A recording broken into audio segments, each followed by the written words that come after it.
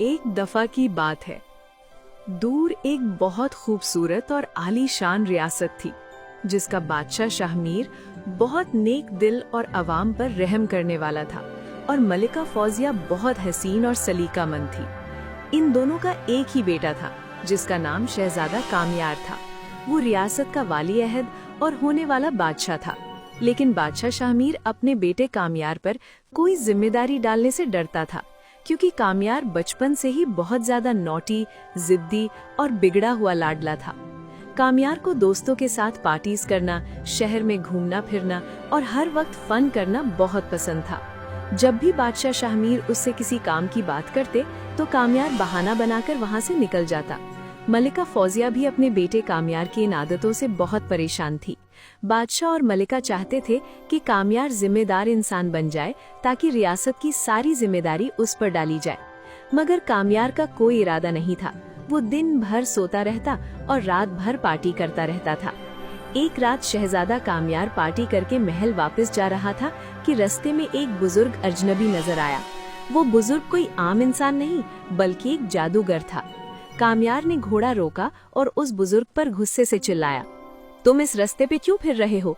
ये शाही रास्ता है, यहाँ से सिर्फ मैं गुजरता हूँ। जादूगर समझ गया कि ये रियासत का शहजादा है, इसीलिए इतना मगरूर है। उसने तमीज से कहा, मुझे मालूम नहीं था कि ये शाही रास्ता है, मैं आज ही रियासत में शिफ्ट हुआ हूँ, इसलिए अनजान हूँ।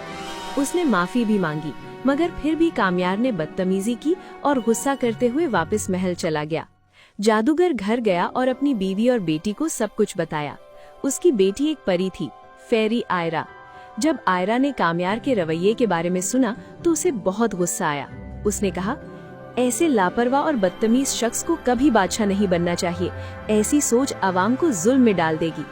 जादूगर बाबा ने आयरा को तसल्ली दी, मगर आयरा कामयार के रवैये से बहुत दुखी थी। रात में जब चांद आसमान पर चमक रहा था, आयरा ने फैसला किया कि वो कामयार को सबक सिखाएगी। ऐसी बदतमीजी बर्दाश्त नहीं।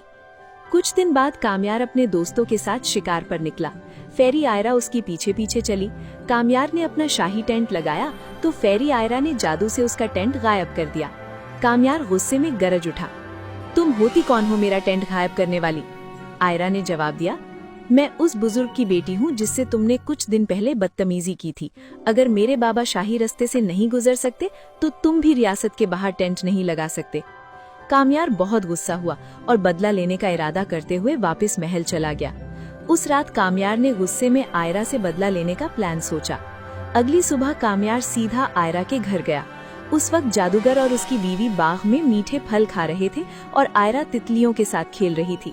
कामयार ने घर खाली देखकर उसमें आग लगा दी और घर जलकर भस्म हो गया। आयरा ने जब अपना घर जलता हुआ देखा तो उसने गुस्से में आकर कामयार को थप्पड़ मार दिया। ये कामयार की जिंदगी का पहला थप्पड़ था। उसे आज तक किसी ने मारा या फिर डांटा तक नहीं था। आयरा ने कहा, मैंने सिर्फ टेंट गायब किया था और तुमने बदले में मेरा पूरा घर ही जला डाला। ऐसे कौन करता है? किसी का घर कौन जलाता है? आयरा की ये बातें सुनकर कामयार के दिल में एहसास जागने लगा। उसे पछतावा होने लगा। पहली दफा उसे एहसास हुआ कि उसने वाकई गलत किया है। उसे ऐसे नहीं करना चाहिए था।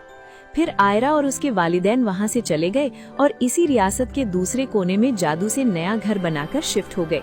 मगर कामयार के दिल में शर्म और अफसोस बाकी रह गया। कामयार फेरी आयरा से माफी मांगना चाहता था।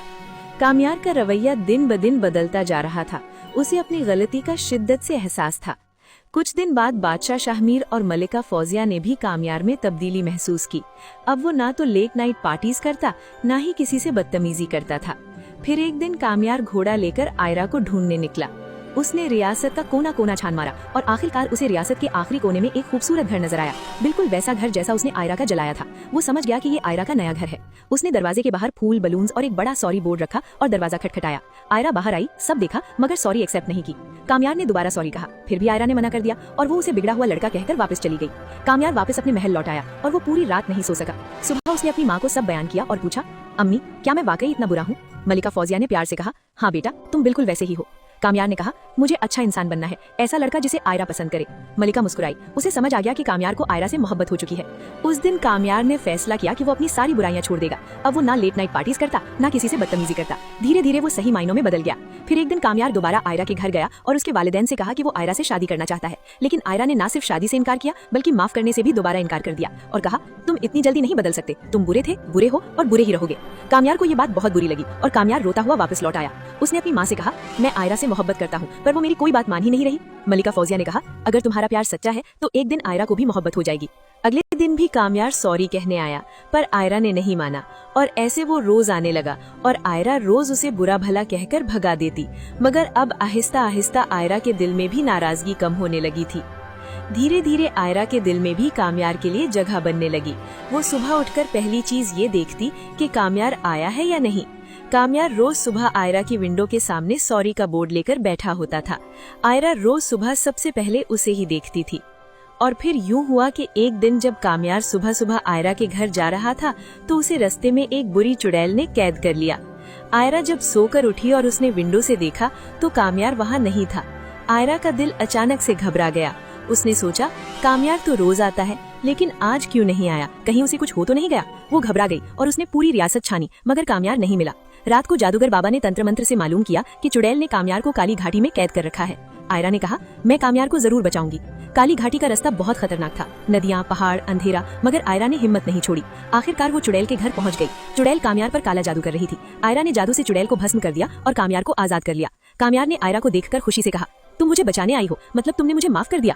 आयरा ने मुस्कुराकर जवाब दिया, हाँ कामयार, मैंने तुम्हें माफ कर दिया और मुझे तुम्हारी अच्छाई पर यकीन आ गया और मैं तुमसे शादी करने के लिए भी राजी हूँ। कामयार की आंखों में खुशी के आंसू आ गए। फेरी आयरा कामयार को लेकर महल वापस आई। बादशाह और मलिका दोनों बहुत खुश हुए। कुछ ही दिनों में फेरी आयरा और प्रिंस कामयार की शादी हुई और फिर वो दोनों हमेशा हंसी खुशी जिंदगी गुजारने लगे।